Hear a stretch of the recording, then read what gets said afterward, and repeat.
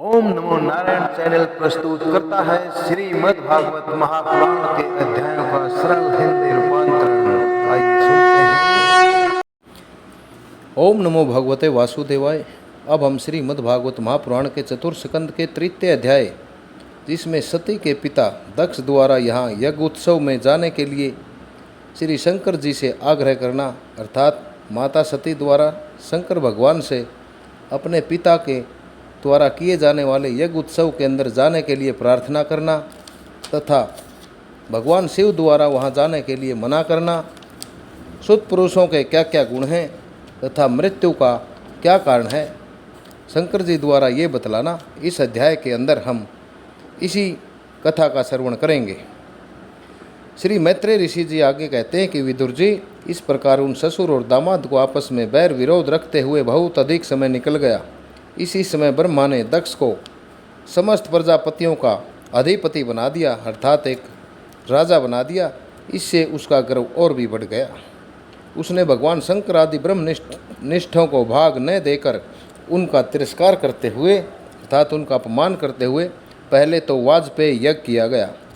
वाजपेयी यज्ञ एक ऐसा महायज्ञ होता है जिसके अंदर पापों का समूल रूप से विनाश हो जाता है।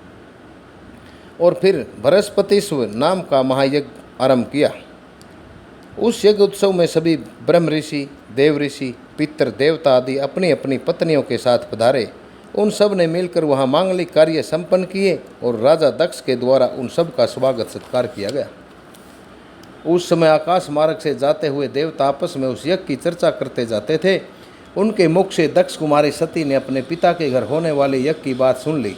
उन्होंने देखा कि हमारे निवास स्थान कैलाश के पास से होकर सब ओर से चंचल नेत्रों वाली गंधर्व और यक्षों की स्त्रियां चमकीले कुंडल और हार पहने खूब सज धज कर अपने अपने पतियों के साथ विमानों पर बैठी हुई उस यज्ञ उत्सव में जा रही हैं।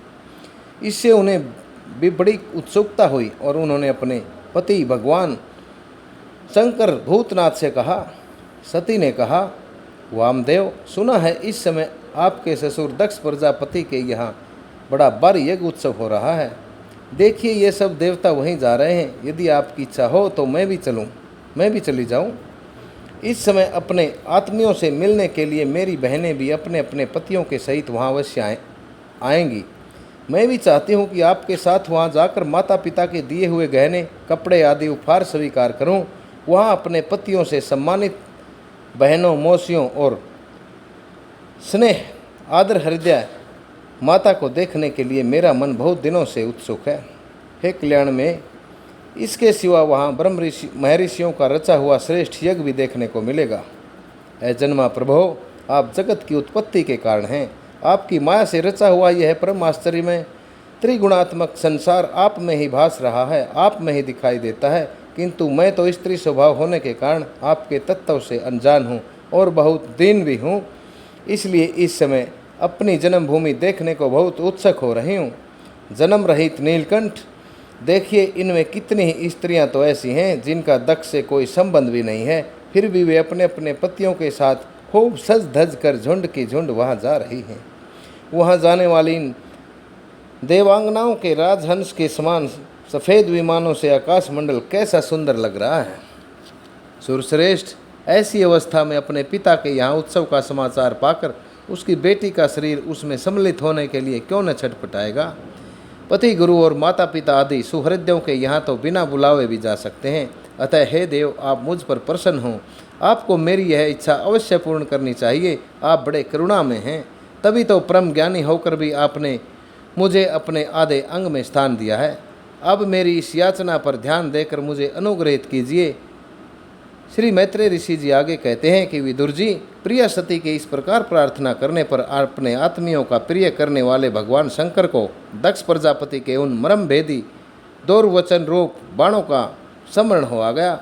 अर्थात भगवान शंकर को दक्ष के उन दुर्वचनों को याद हो आया जो उन्होंने समस्त प्रजापतियों के सामने कहे थे। तब वे हंसकर बोले। भगवान शंकर ने कहा, सुंदरी, तुमने जो कहा कि अपने बंधुजन के यहाँ बिना बुलावे भी जा सकते हैं, सो तो ठीक है, किंतु ऐसा तभी करना चाहिए जब उनकी दृष्टि अतिशय प्रबल देह अभिमान से उत्पन्न हुए मद अर्थात अहंकार और क्रोध के कारण द्वेष दोष से युक्त न हो गई हो। विद्या, तप, धन, सुदृढ़ शरीर, युवा अवस्था और उच्च कुल, ये 6 सत्पुरुषों के तो गुण हैं, परंतु नीच पुरुषों में ये ही अवगुण हो जाते हैं, क्योंकि इनसे उनका अभिमान बढ़ जाता है और दृष्टि दोष युक्त हो जाती है। उनकी विवेक अर्थात उनकी ज्ञान शक्ति नष्ट हो जाती है। इसी कारण वे महापुरुषों का प्रभाव नहीं देख पाते। इसी से जो अपने यहाँ आए हुए पुरुषों को कुटिल बुद्धि से भौं चढ़ाकर रोष भरी दृष्टि से देखते हैं, उन अव्यवस्थित चित्त लोगों के यहाँ ये हमारा बांधव है ऐसा समझकर कभी नहीं जाना चाहिए।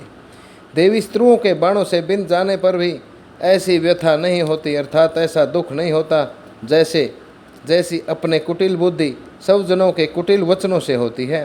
क्योंकि बाणों से शरीर छिन्न भिन्न हो जाने पर तो जैसे तैसे नींद आ जाती है, किंतु बुरे वाक्यों के से मर्म स्थान विद हो जाने पर तो मनुष्य हृदय की पीड़ा से दिन रात बेचैन रहता है। सुंदरी, अवश्य ही मैं यह जानता हूँ कि तुम परम उन्नति को प्राप्त हुए दक्ष प्रजापति को अपनी कन्याओं में सबसे अधिक प्रिय हो। फिर भी मेरी आश्रिता होने के कारण तुम्हें अपने पिता से मान नहीं मिलेगा, क्योंकि वे मुझसे बहुत जलते हैं। जीव की चित्तवृत्ति के साक्षी अहंकार शून्य महापुरुषों को समृद्धि को देखकर जिसके हृदय में संताप और इंद्रियों में दुख होता है, वह पुरुष उनके पद को सुगमता से प्राप्त नहीं कर सकता। बस दैत्यगण अर्थात राक्षसगण जैसे श्री हरि से द्वेष मानते हैं, वैसे ही उनसे कुढ़ता करता रहता है। सुमध्य में तुम कह सकती हो कि आपने प्रजापतियों की सभा में उनका आदर क्यों नहीं किया। सो ये सम्मुख जाना अर्थात उनके सामने जाना, नम्रता दिखाना, प्रणाम करना आदि क्रियाओं तो लोक व्यवहार में आपस में की जाती हैं, तत्वज्ञानियों के द्वारा बहुत अच्छे ढंग से की जाती हैं। वे अंतर्यामी रूप से सबके अंतःकरणों में स्थित परम पुरुष वासुदेव को ही प्रणाम आदि करते हैं, देहाभिमानी पुरुष को नहीं करते। विशुद्ध अंतःकरण का नाम ही वसुदेव है, क्योंकि उसी में भगवान वासुदेव का अप्रोक्ष अनुभव होता है, अर्थात न दिखाई देने वाला अनुभव हो जाता है। उस शुद्ध चित्त में स्थित इंद्रियातीत भगवान वासुदेव को ही मैं नमस्कार किया करता हूँ। इसलिए हे प्रिय, जिसने प्रजापतियों के यज्ञ में मेरे द्वारा कोई अपराध न होने पर भी मेरा कटु वाक्यों से अपमान किया था, वह दक्ष यद्यपि तुम्हारे शरीर को उत्पन्न करने वाले पिता हैं, तो भी मेरा शत्रु होने के कारण तुम्हें उस अथवा उसके अनुयायियों को देखने का विचार भी नहीं करना चाहिए। यदि तुम मेरी बात न मानकर वहाँ जाओगी तो तुम्हारे लिए अच्छा नहीं होगा, क्योंकि जब किसी प्रतिष्ठित व्यक्ति का अपने आत्मीय जनों के द्वारा अपमान होता है, अर्थात अपने ही लोगों के द्वारा अपमान किया जाता है, तब वह तत्काल उनकी मृत्यु का कारण हो जाता है। इस प्रकार शिव शंकर माता सती को समझाते हैं और श्रीमद्भागवत महापुराण परम हंस्याम संहितायाम चतुर्थ स्कंदे उमा रुद्र संवादे 3 अध्याय आप सभी द्वारा श्रवण किया गया। मेरी सभी से विनम्र प्रार्थना कि ओम नमो नारायण चैनल एक पूर्ण रूप से शुद्ध सनातन चैनल है तथा श्रीमद्भागवत महापुराण भी एक सनातन महापुराण की कथा है।